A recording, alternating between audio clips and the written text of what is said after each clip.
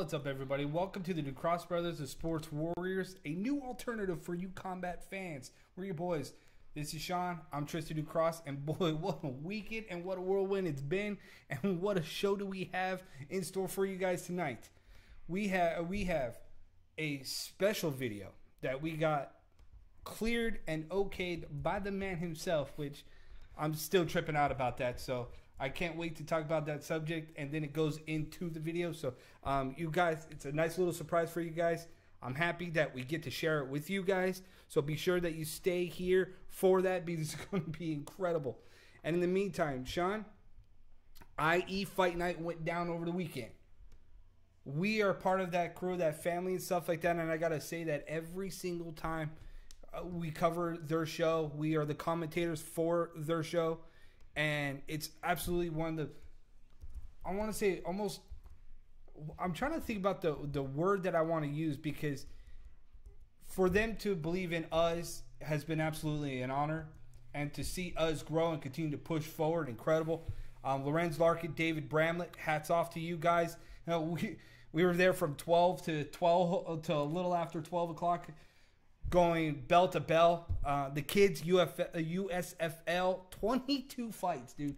22 fights. And I want to talk about that a little bit for right now, just because John Frank, it was cool to have him by our side during the whole entire contest. Because the USFL, I keep seeing all these old articles or these media outlets all of a sudden starting to pick up the kids' pancreation, and they're not talking about it in the way that they should be talking about it. And I say that because, Sean, we've seen what I keep telling John Frank is I keep calling it garbage. Because what it was back in 2003 is no longer what it is in 2019. We never covered USFL. We never covered pancreation. We didn't really understand the point of pancreation. But again, because being part of IE Fight Night, being part of that brand, being included in the USFL, because David Bramlett believes in that, and he has brought it on every single show. And every single show, I'm amazed every single time by these kids. Because the rules are in place there for safety reasons. The rules are put there for a reason. And the progression of that sport alone is something special. Yeah, it's one of those things that when you get to see the evolution of youthful fighters and seeing where they're going in the progression. I mean, you talk about the progression and you talk about the evolution of the young up-and-coming fighters. The Estrada sisters are the primary example of watching the growth of these two girls continue to climb the rankings and continue to learn what martial arts is.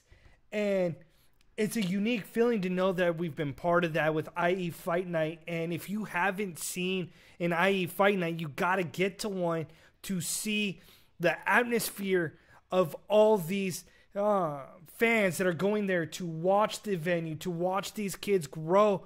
Because when you look at what transpires between an amateur event and a pancreation event, at IE Fight Night, it's pretty much identical. Dude, one of the guys that's watching us right now, Michael Green, he was a pancreation fighter. He is now an amateur fighter.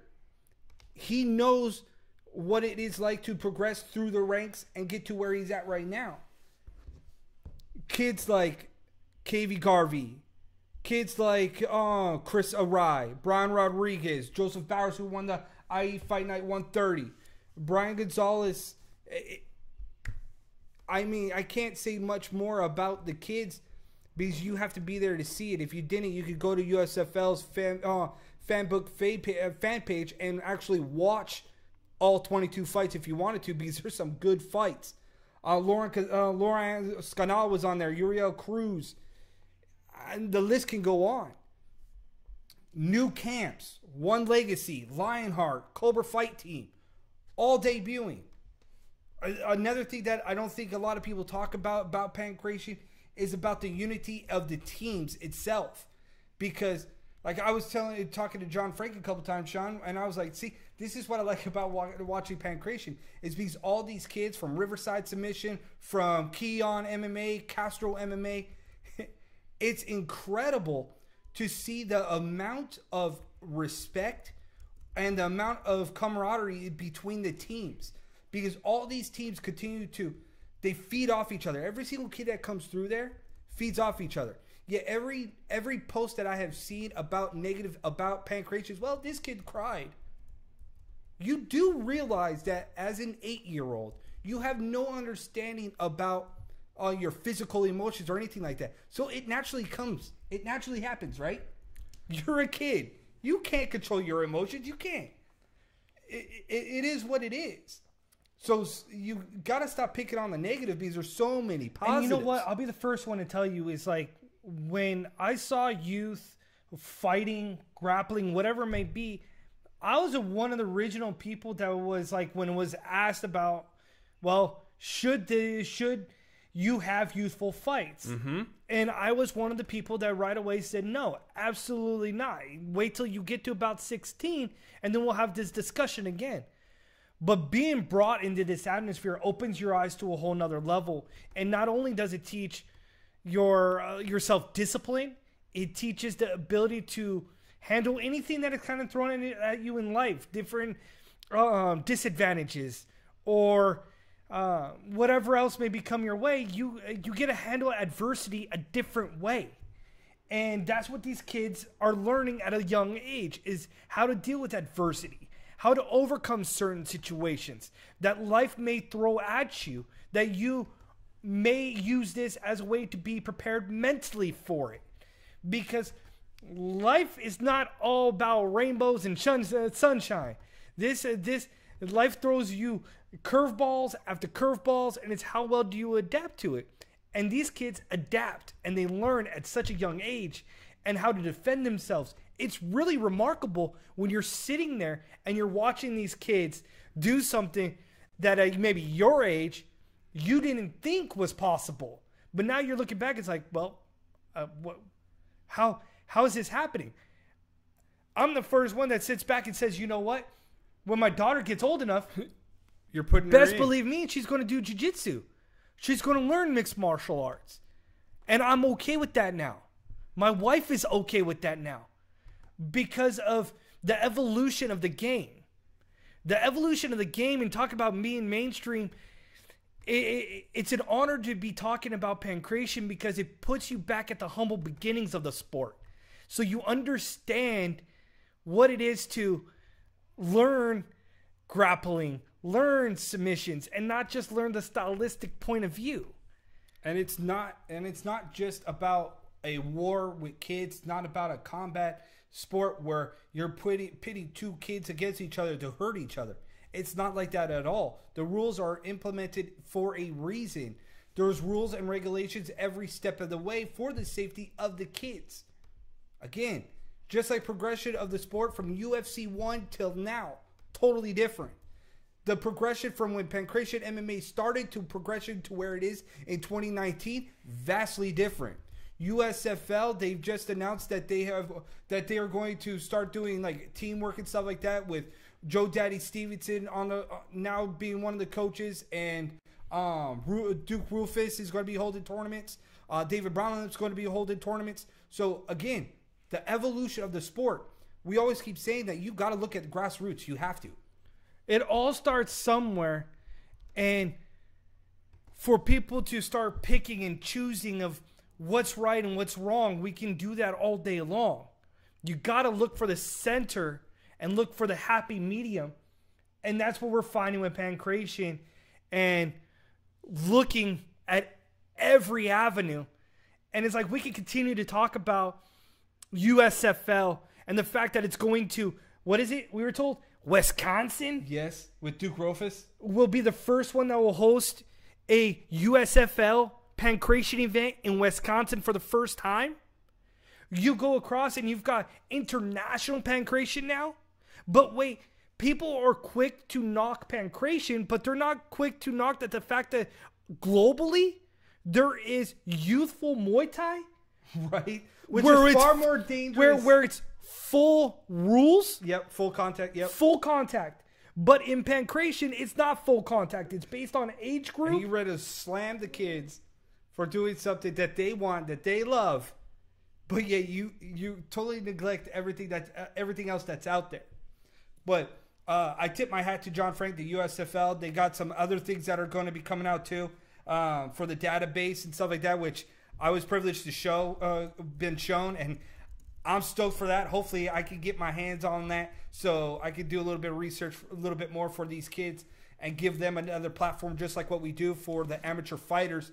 Brandon Dwyer, thank you for tuning in. Michael Green, Sarek Shields. Colin Adam Paris over on Fightbook. I mean, this is getting a lot of talk right now about pancration, and it's getting a lot of feedback.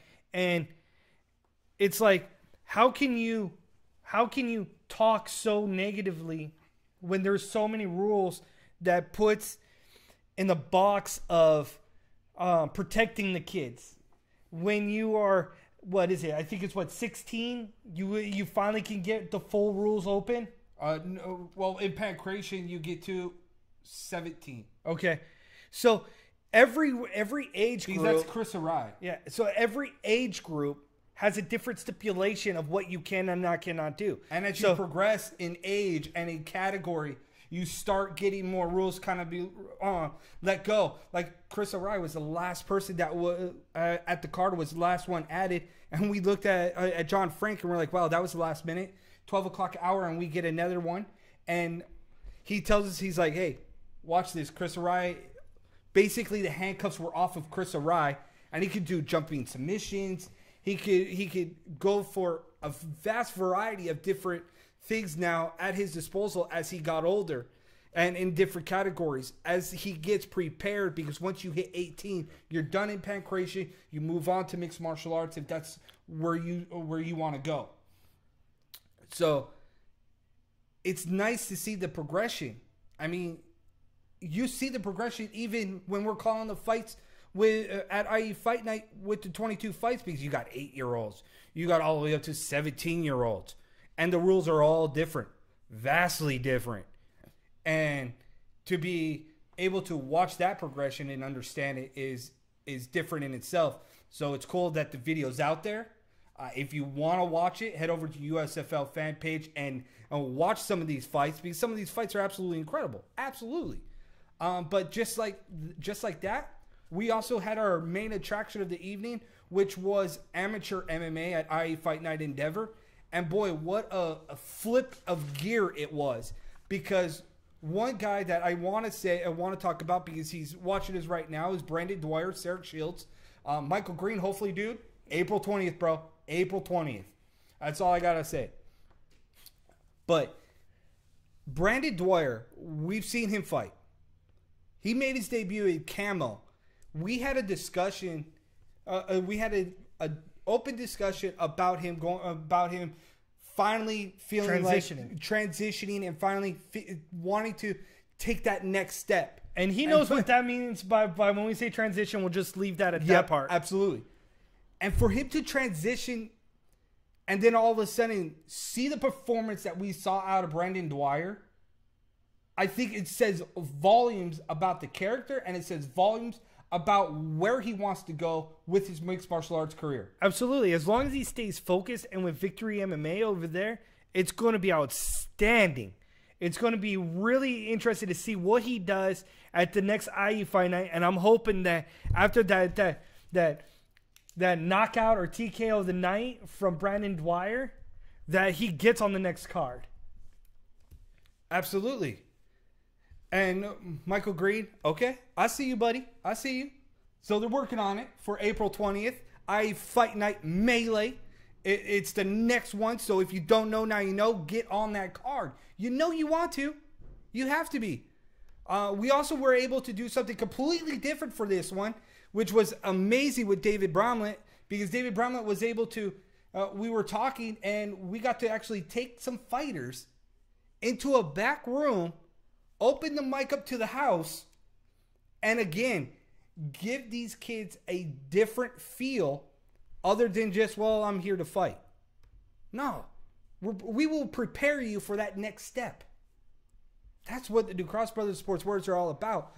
We get you comfortable. We want you to get your name out there. We want you to be comfortable with talking to the fight fans and everything else out there going forward. You got, if you want to sell yourself to the masses, you got to be able to talk. You got to be able to handle yourself in a tough situation, maybe a little bit uncomfortable, but you got to be able to handle yourself. And it was one of those things that I was like, that was cool.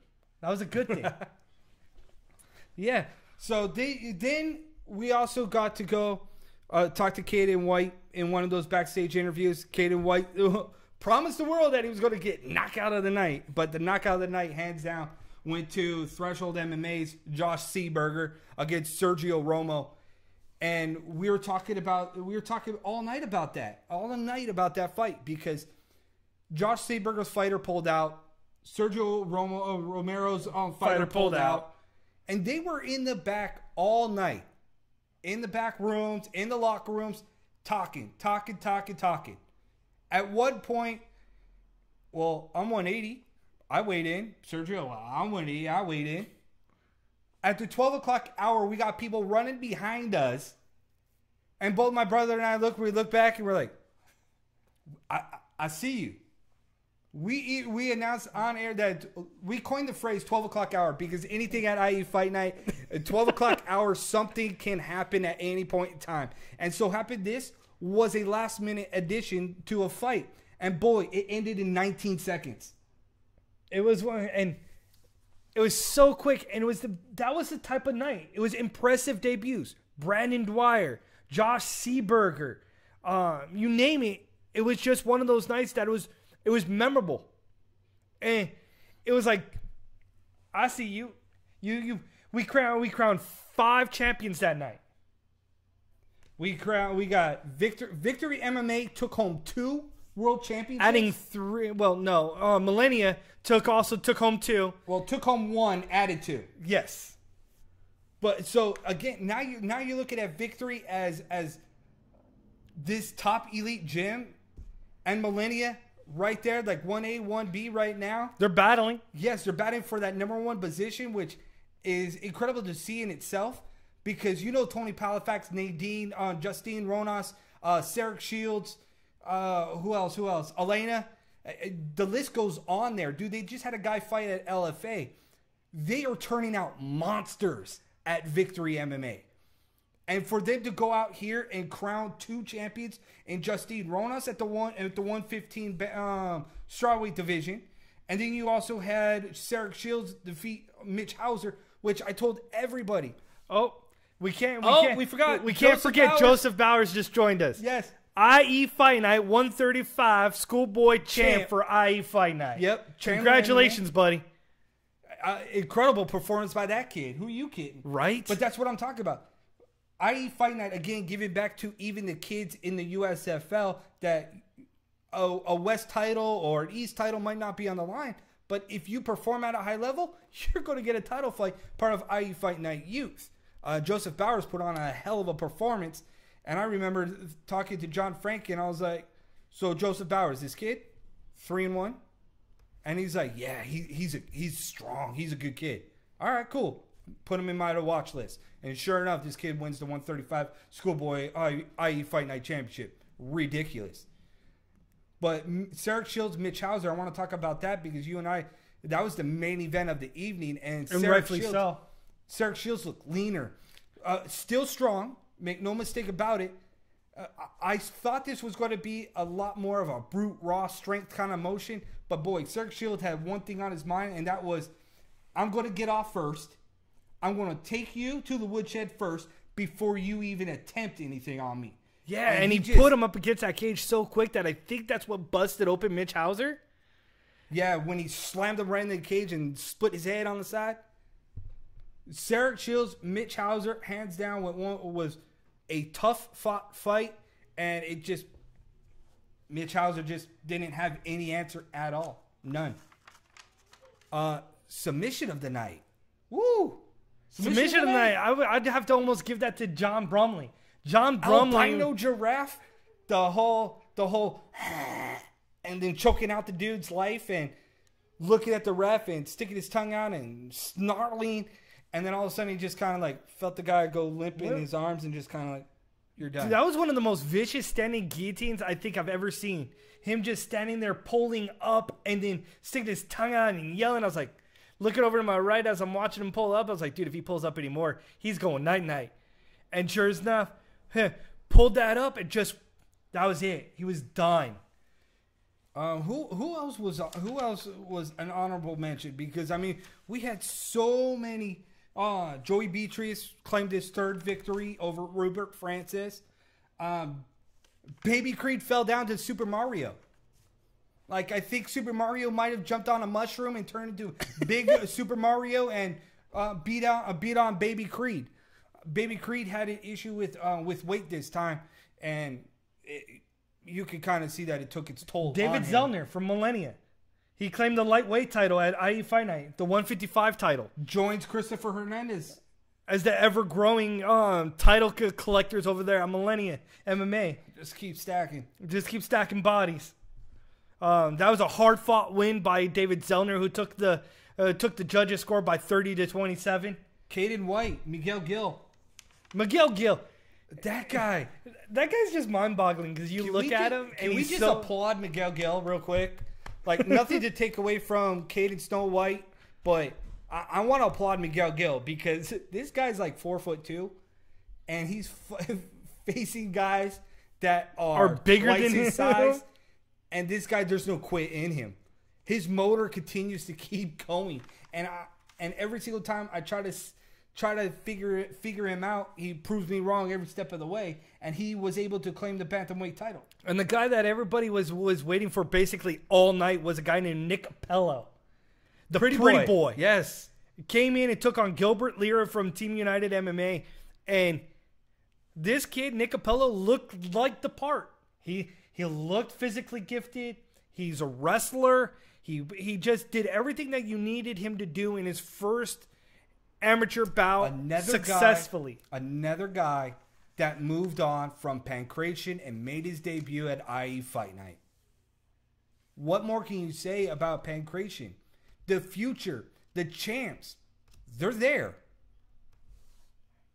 It's almost as if it's a test. Go through the rankings. Become better at your craft. And you could be ultimately a champion in the UFC and Bellator and ONE FC. I don't care where you go. But man, at some point, you need to look at yourself in the mirror and say, are you really that good? Put your test to the limit and showcase your talent. It's where it goes. Anybody else that's on there that stood out at you? I just want to say congratulations to all the champions that were crowned. Justine Ronas, 115 IE Fight Night champion. Miguel Gill, the 135. Sarah Shields claiming the 185. That guy is one scary dude. I swear to God, every time I see him. Even though he's like a gentle giant. Yes. Hakuna Matata. David Zellner. Only we know. David Zellner, the 155. Joseph Bowers, the schoolboy, 135 IE Fight Night title. Fantastic night. David Bramlett, Lorenz Larkin did a fantastic job doing the matchmaking and everything else that they do for IE Fight Night. It was incredible night. What a great way to start off the first fight of the year with many more to come. Absolutely. April 20th, Melee. If you're a coach or a fighter and you want to get on to IE Fight Night, just go like the page, IE Fight Night fan page. Go like it.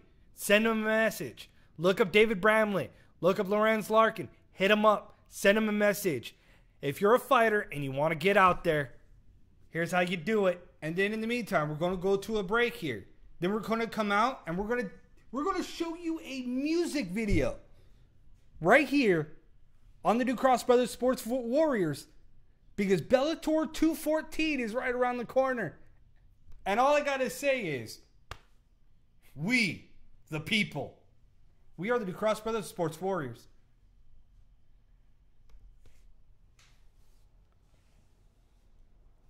What's up, everybody? You want the hottest MMA news? You want to talk to some amazing people? You want to talk to some like-minded fight fanatics? Head over to Fightbook MMA. fan page or fightbookmma.com and get your latest news. Talk to so much amazing people. And if you want to post funny memes, go for it on Fightbook MMA.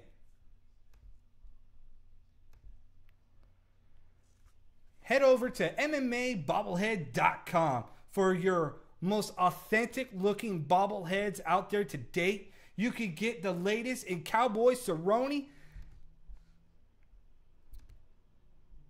The Ducross brothers have partnered with ESPN Plus. With that comes UFC on ESPN Plus. 20 live UFC Fight Night events exclusively on ESPN Plus. These 20 fight nights will be only exclusively available on ESPN Plus subscribers, making it a must-have streaming service for any UFC fan. Sign up now, get a free trial, 7 days. Cancel at any time, $4.99 a month. Make sure that you go to our Ducross Brothers fan page. It is pinned at the top.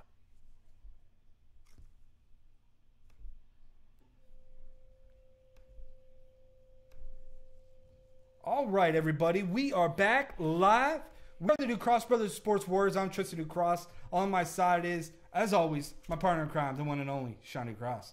As you can see, we're the Ducross Brothers. We look alike just a little bit. Just a little bit. But in the meantime, we got a little bit of a blurb for you guys. Yes. To go into Bellator 214 talk. God, I hope this goes over amazing because we actually got able to talk to this man, and I was on cloud nine because I was like, dude, he did it. We got approval to air this on our show. The man known as R-Truth from WWE, Ron Killings. He gave us the okay. He gave us this permission. Here we go. That's endurance.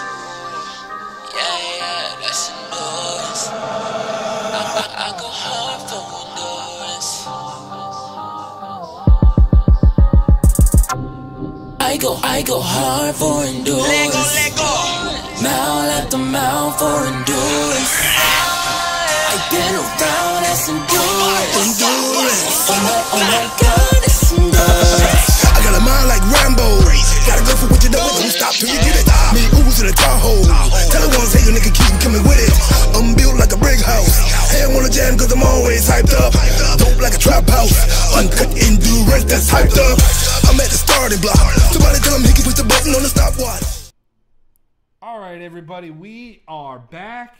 We are the Ducross Brothers. As you just saw, that's the video of Ron Killings and his That's Endurance music video that he's going to do for Jack Hager, a.k.a. Mr. Jack Swagger. We, the people. If you don't know, now you know. Jack Swagger, 36 years old, will be competing in his first mixed martial arts bout, and he'll be at Bellator. He will be coming out led by that man in that music video, Ron R-Truth Killings of the WWE. It was an absolute pleasure that he gave us the okay to play this music video on our show today, and we will play it in its entirety at the end of the show. So if you guys want to see the official music video of R-Truth, Ron Killings, that's Endurance, we will have it up later after our show. In the meantime, that's the song that should be performing for Jack Hager, We the People, in his debut, taking on J.W. Kaiser. And many people say that this could go either really well or really bad. But it's either going to go really well or really bad just for the other guy.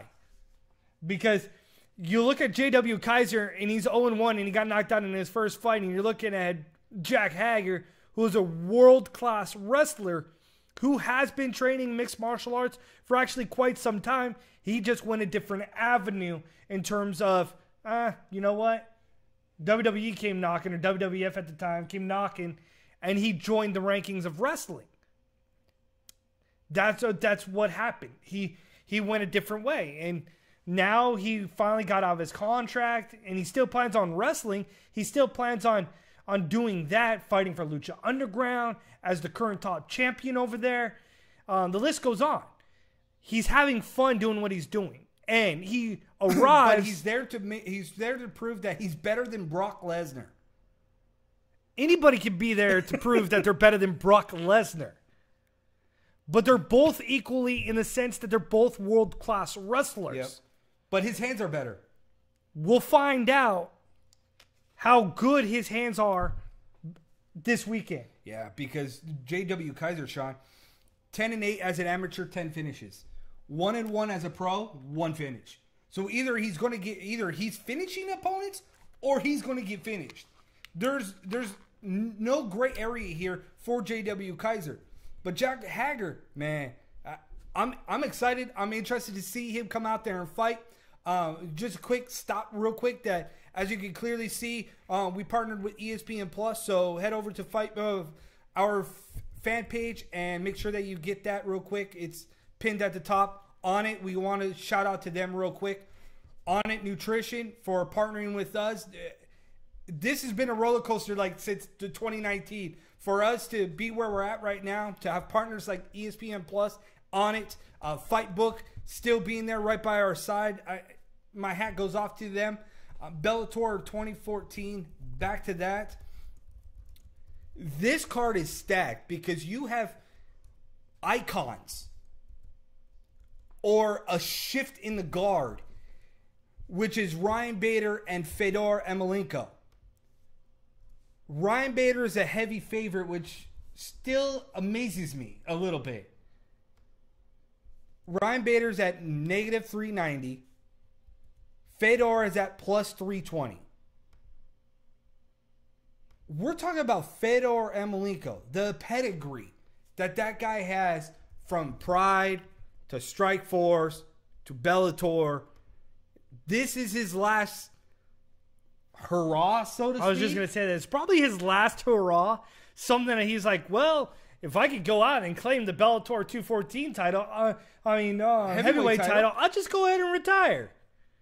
It's funny when you talk about Fedor because he's so undersized as a heavyweight, but yet he's one of the scariest heavyweights. So is Ryan Bader. Ryan Bader's a natural light heavyweight, and he moved up. So you got a guy who's fighting up. You got two guys that are fighting up. They never really truly had any legitimate looking heavyweights in this Grand Prix. Yeah, because they left one on the outside in Czech Congo.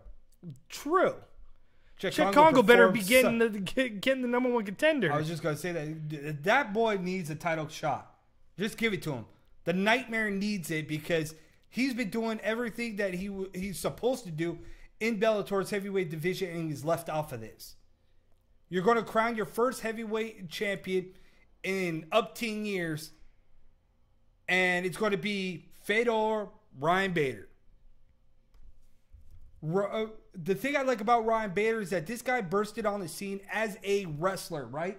As a grinder, as a guy that didn't really have the best hands and the best striking. But if you ask Phil Davis or you ask Rashad Evans, their eyes might tell you something completely different. Because he now sets up his jabs to set up his takedowns. He's not afraid to use heavy hands anymore. This is going to come down to, do you want this to stay standing or do you want to take it to the ground? I honestly believe Ryan Bader does not want any part of Fedor's stand-up. Because Fedor is so accustomed to being a smaller, stockier fighter. If Fedor wants, and has to get inside. If Fedor wants to engage with Ryan Bader, he needs to be careful that it doesn't have the second outcoming of what happened with him and Matt Mitrione. Right? Where they both rush in and they both get clocked. Because we all know that Fedor loves to come in, be the aggressor, and push the pace. Now you've got a new fighter in Ryan Bader that, since going over to his new striking coach in Chaz Turner, has turned his striking into what once was viewed a weakness now into a strength. Yep. So this guy now, like you said earlier, jabs. He now loves to throw a left hook. If it's there, a counter's there, he can counter hook with the best of them now, and he could probably clip Fedor because we saw him do the unthinkable. He knocked out King Mo. In 17 seconds. And King Mo has better hands than Ryan Bader. So the evolution of Ryan Bader, if he continues to not be afraid to strike or use that distance to his advantage, he may be a scary dude at heavyweight. But also at the same time, the dudes may get bigger at heavyweight. So how will he adjust to fighting much larger guys? Like, how will he adjust to fighting a Czech Congo? How would he adjust to fighting a Jack Hager? So the evolution of Ryan Bader is still turning. The page is still turning. And it's still remaining to be seen about what that is going to transpire as we continue to go in Bellator. As you talk about evolution of a fighter, look no further than Aaron Pico.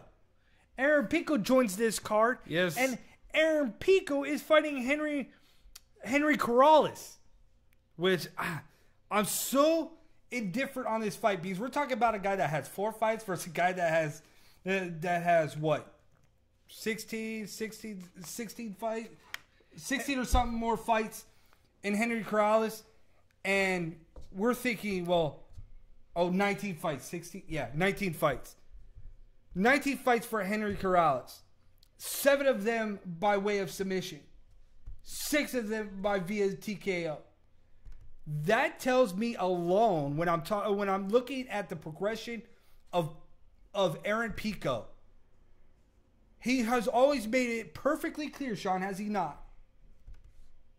I don't want gimme fights. You give me the tough fights, win or lose, it does not matter. I want the toughest fights. Well, bro, here you go. You're going to get one of your toughest fights because the guy has 6 knockouts, 6 by submission.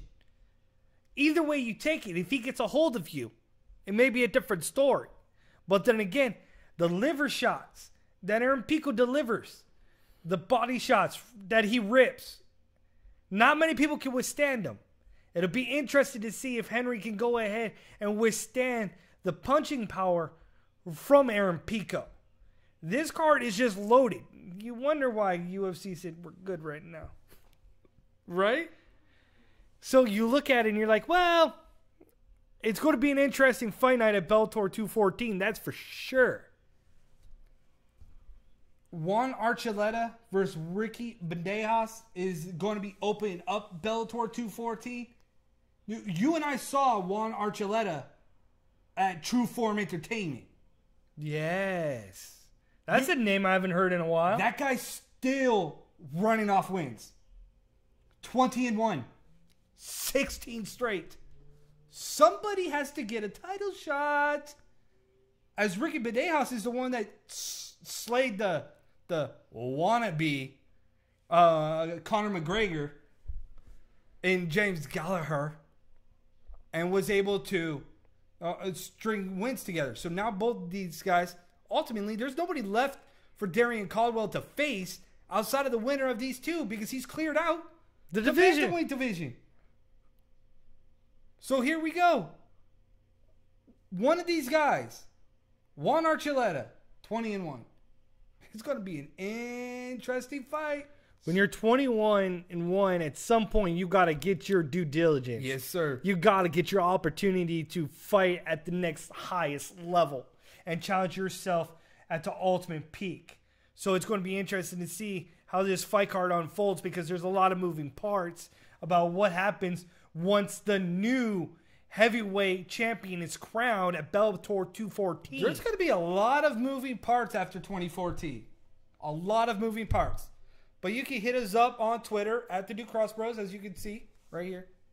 Right here, right? Over here? Yes, right here. So you can hit us up on Twitter and enjoy the little chit chat. In the meantime, we're going to cut to a break and then we're going to come out of it. We got ESPN Plus Fight Night's version again, because like I was telling Sean, it's like you have ESPN Plus and ESPN Fight Nights. So they're calling this ESPN Fight Night 2, theoretically on ESPN. So is a little bit different, but we're going to come back out. We're going to talk about that, a little bit of some other small subjects, and then we'll play that music video for your guys' viewing pleasure. We are the Ducross Brothers Sports Warriors. I'm Tristan Ducross, along my side, as always, my partner in crime, the one and only Sean Ducross. We'll be right back. All right, fight fans, just head over to Fightbook MMA on Facebook. Join their community. You want to talk to like-minded fight fans? This is the community you want to be a part of. You want the most authentic MMA bobbleheads? Then you want to go over to www.mmabobblehead.com and you get the latest MMA bobblehead in Donald Cerrone. Go to the Ducross Brothers fan page. Check out the pin. UFC Plus on you with the UFC. Sign up for the 7-day free trial right now by just going to the Ducross Brothers page and clicking on the link and signing up for a free trial.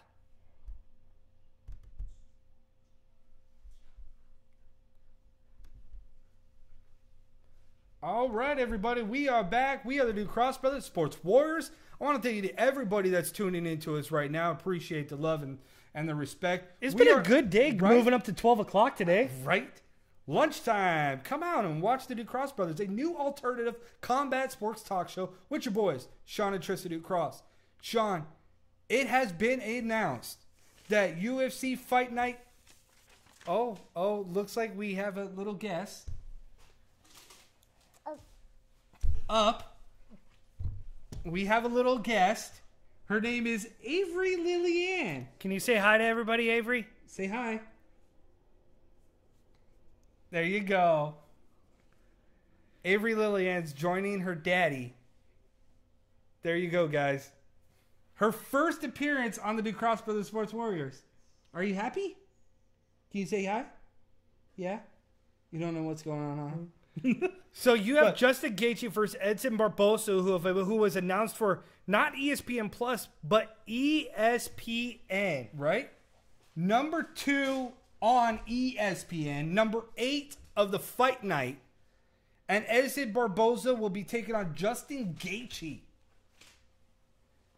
ESPN March 30th in Philadelphia. Barboza, last time we saw him, he destroyed Dan Hooker at the UFC on Fox 31. Uh-oh. We gotta.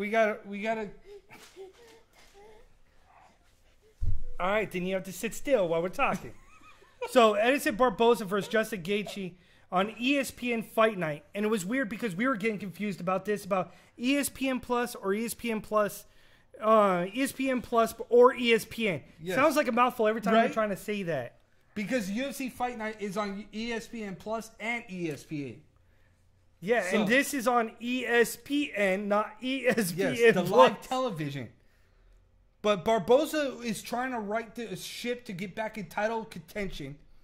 Same with Justin Gaethje. Gaethje won in 90 seconds, and it is what it took to dispose of James Vick. Both of them are looking to start a win streak all over again and push forward to claim a victory. But one of them, Sean, is going to have to restart. And what better way to put this on free TV on ESPN than on ESPN Plus when you're putting Edson Barboza and Justin Gaethje on free TV? Man, if you saw the numbers that they did on ESPN Plus versus the numbers, baby wants to be with daddy. See? Sorry, guys. Thank goodness this is towards the end of the show. But baby wants her daddy, so Sean, you gotta be daddy duties. Yeah. So both guys are looking to string winning together. Also announced on this was Michelle Watterson versus Karolina Kowalowicz. And baby's gone. That's cool. The last couple of minutes.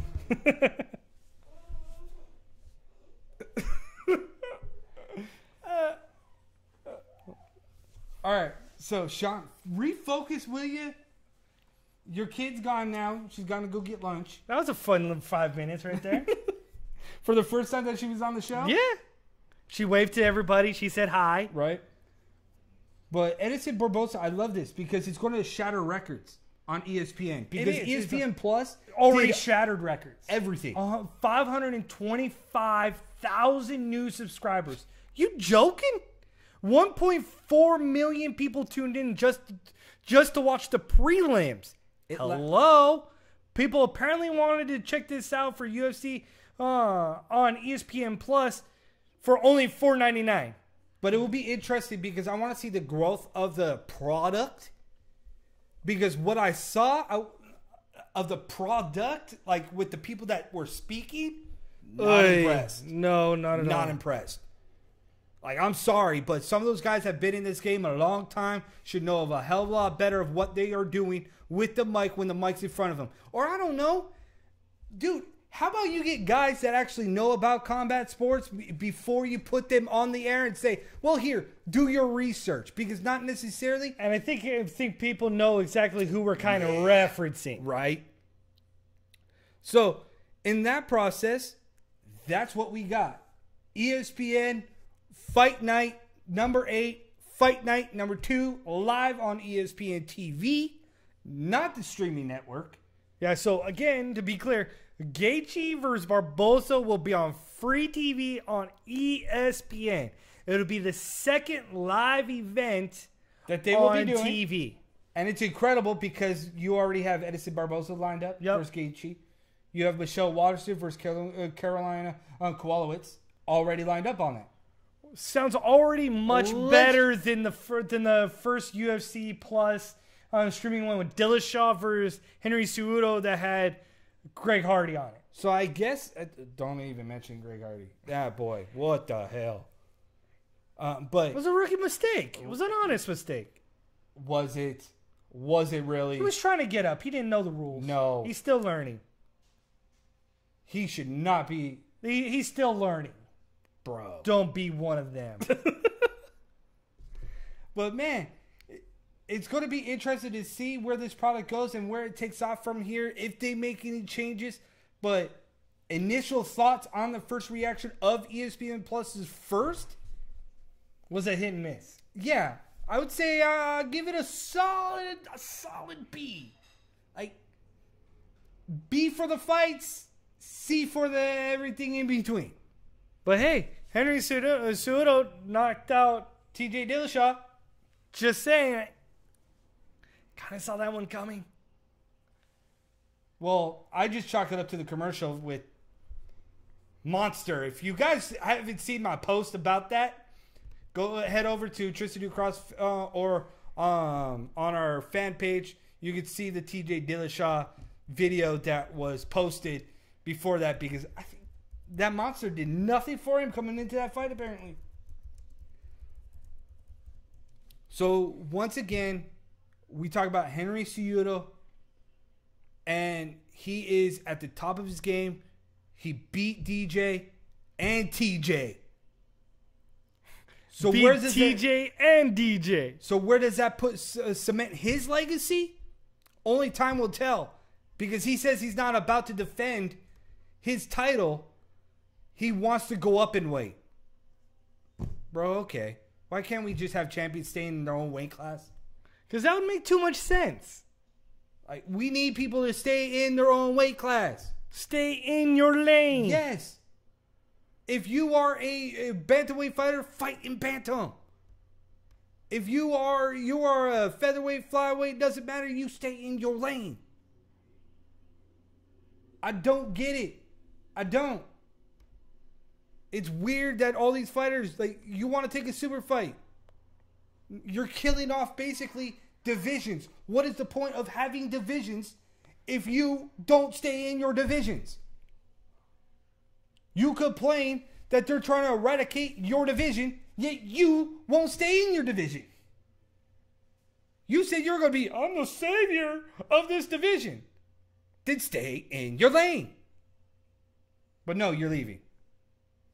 So what's the point? Why does the UFC have Because weight what divisions? he wants to do is that he got hooked up with Ariel Helwani, who then tweeted out to or Instagrammed with Nikki Bella, and now Henry Cejudo thinks he's on cloud 9, thinking he has a chance with Nikki Bella, that apparently Nikki Bella wants to go to Arizona to train with Henry Cejudo. So Henry Cejudo is now like way up here.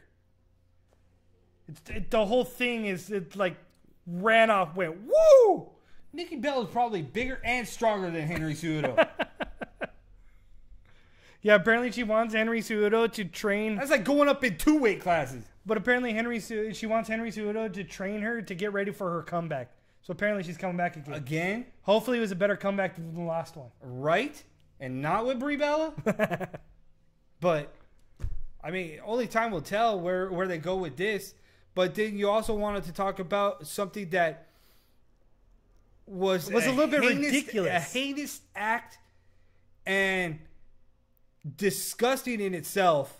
You know, I saw this, and it was from Ohio, and I had to be like, you know what, I got to touch on it a little bit and find out what the thoughts are with the community out there about how this even makes any sense to anybody. And how could a coach even put this into play?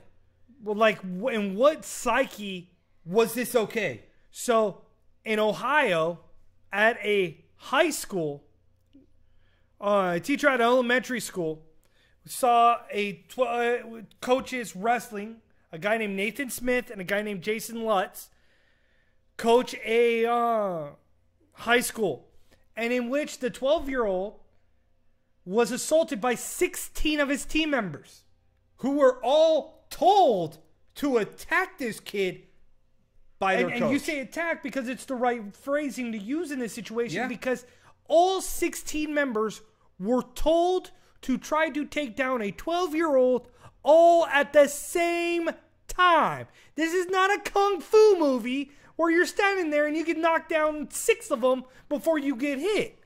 This isn't a gang initiation. So these are 12-year-old kids.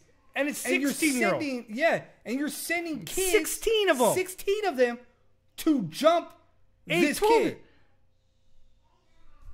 How is that even okay? Like, in any mindset.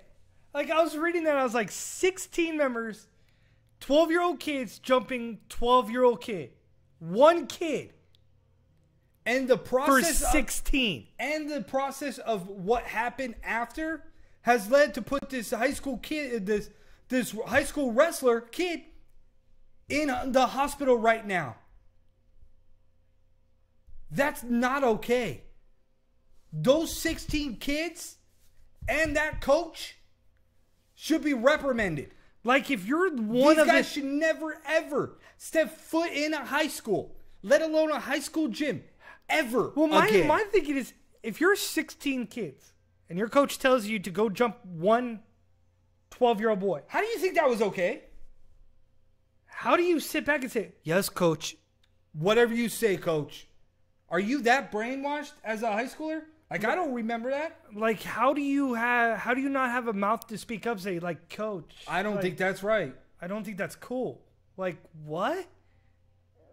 Like, my kids all had the same mindset? Right? That's what I'm thinking. Like, how? How as a 12-year-old boy saying that's okay? The sickening stuff that still goes on in some high schools are mind-boggling. Oh, absolutely. And my kid is going to go to high school. My kid is going to go to do elementary. And apparently your kid wants to come back on the air. That's just mind-boggling. And baby. Yeah, yes, baby. Say hi. So, as we get rounded up here, we are just about out of time. We are the New Cross Brothers Sports Warriors. We are going to play you the full video. The full video, right, Sean? Yep, the full video. By Ron, R-Truth Killings. Thank you again, Ron, for allowing us to play this on our show. Fight fans, this is Jack Hager's walkout song for Bellator 214. We will see you all next week. Like our fan page, The New Cross Bros. Get at us, Sean and Tristan New Cross on Facebook. Until next time, we are the New Cross Brothers Sports Warriors. Avery, you IE Fight Night, April 20th, Melee. Hey, Avery, you want to say bye? Say bye. Bye.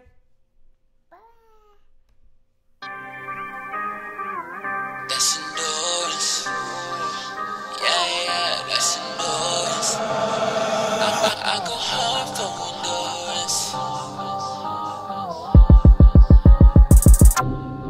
I go hard for endurance. Let go. Mile after mile for endurance. I've been around, that's endurance. Oh my God, it's endurance. I got a mind like Rambo. Gotta go for what you know, don't stop till you get it. Me ooze in the Tahoe. Tell the ones, hey, you nigga keep coming with it. I'm built like a brick house. Hey, I wanna jam cause I'm always hyped up. Dope like a trap house. Uncut endurance that's hyped up. I'm at the starting block. Somebody tell him he can push the button on the stopwatch. I'm fired up, trying to air out, but I'm getting hot. Blast off, push all the way till I push my own ass off. Fresh out the gate like a rat race. Grind with the best on a fast pace. I'm hard, good Lord, I'm hard as hell. I go hard, I'll rock the bells like LL. I'm unstoppable, for me to slow down is impossible. I go hard for endurance, I'm a worldwide influence. I go hard for endurance. Mile after mile for endurance. I've been around, that's endurance. Oh my God, it's endurance. Push it till it wet out. I'ma keep it going, yeah. You won't make me end out. Say that's endurance. Oh my God, it's endurance. I go hard on the man now. And we ready for the war, I'm about to air out. Hustle hard as me, I know you wouldn't. Ain't nobody stopping this endurance. Point them out, you don't want no problems, no. Cause you know that we gon' solve them, yeah. Never been a quitter, I just got to kill everything that come in my way. I ain't backing down, if you got a problem, this can really go anywhere. Yeah, got me full of that endurance. Piped up on endurance.